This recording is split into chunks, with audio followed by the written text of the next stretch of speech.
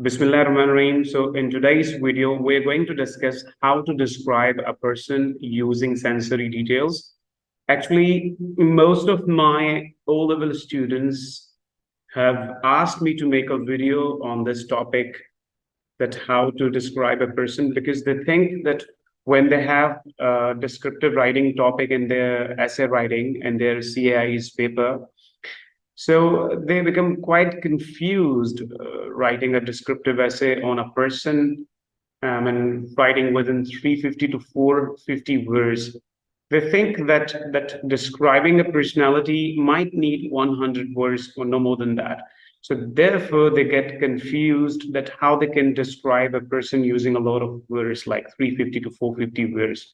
So let's clear up their confusion, finish their confusion after this video. I hope you would not be confused anymore how to describe a person using 350 to 450 words. So let's get started.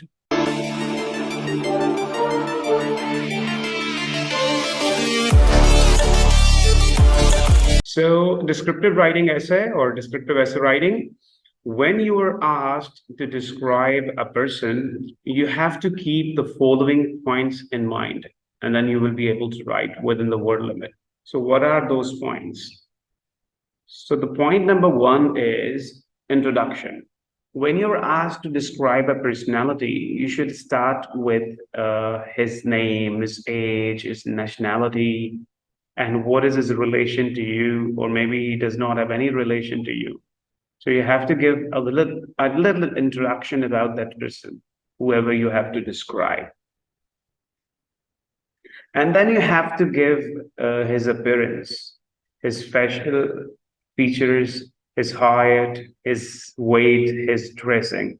When we talk about the facial features, so I have just made a slide for you in which you can see that how we can describe the facial features of someone. Let's move to that slide. Here you can see that if you're describing the facial features of someone, so what exactly we have to describe in the face? That could be glowing or broad or dark brown eyes. The color could be anything you want to use, blue or black. So when you're describing the eyes, you can use these words: glowing, broad, dark, deep. When you're describing the jawline of someone, you can use these words: saggy, well-defined jawline. When you're describing the cheek of someone, the cheeks, you can use fully rounded, plumpy cheeks. When you're describing the lips of someone, you can use these adjectives: dry, thin, fat, cracked lips. And when you're describing the nose of someone, you can use these words: pointed, crooked, straight, conch nose. And when you're describing the face of someone, you can use these words: wrinkled if somebody's old, fresh if somebody's young, the different shapes: oval, round, wide face. And when you're describing the chin of someone, you can use these words: weak, small, pointed, refined chin. And when you're describing the ears, giving the picture of the ears of someone, you can use these words: oval, round, proportioned ears.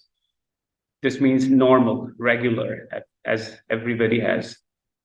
All right, when you're describing the forehead of someone, giving the picture of the forehead, you can use these words: smooth, wrinkled forehead.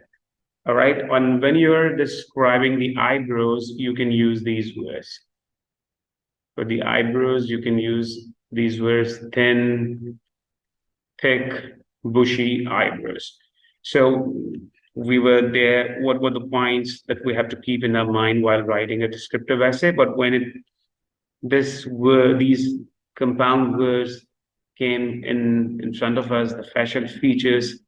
So I thought I should show you that slide in which you may come to know that how we can describe the facial features of someone.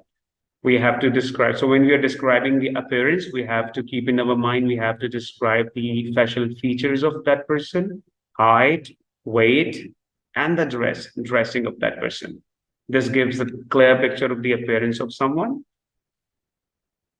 All right. And then we have to describe the personality of that person. How can we describe the personality of someone?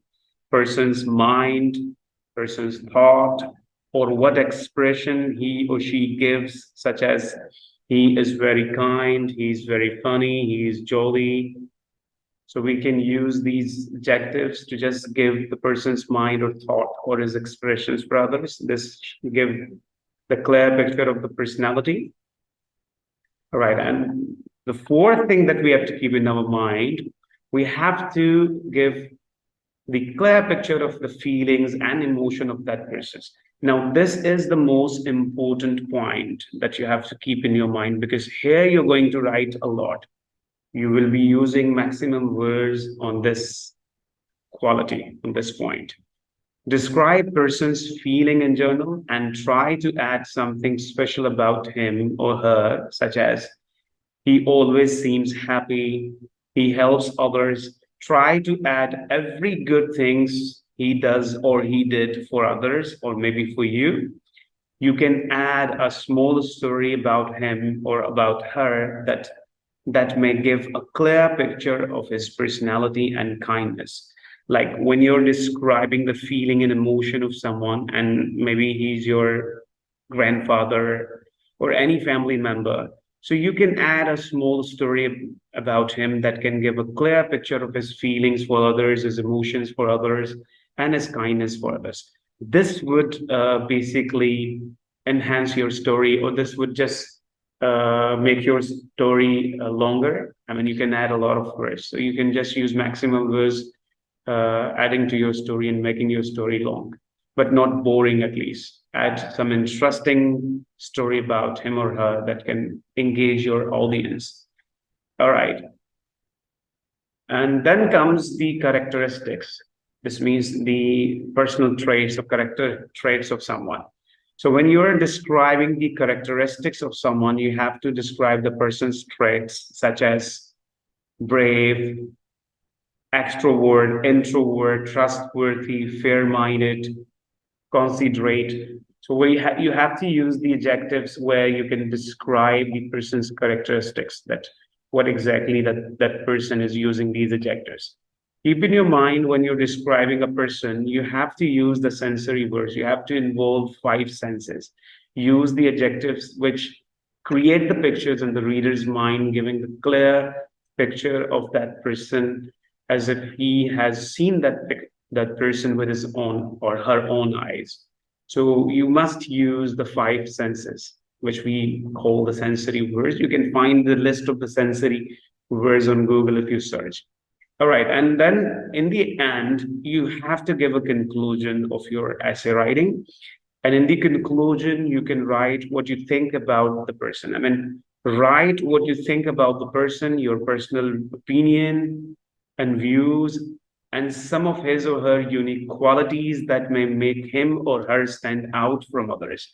So, in the conclusion, this means that you can give your opinion about the person in journal and some very, very special or unique qualities of that person you might be reiterating, maybe using again. You might have mentioned there in these paragraphs above, you have to mention once again the most important features or qualities of that person again, which make him or her stand out from others. And then you have to end your descriptive writing story describing a person.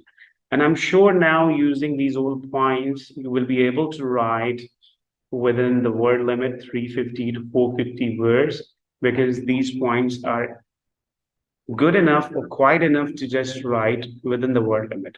So if you still have any confusion about describing the person using all the sensory words and within the word limit, you can just drop your comment in the comment section. I'll get back to you. Till then, take the very best care of yourself. Bye-bye. Hope you like the video. If you like the video, please do not forget to subscribe, comment, and like the video. Thank you very much.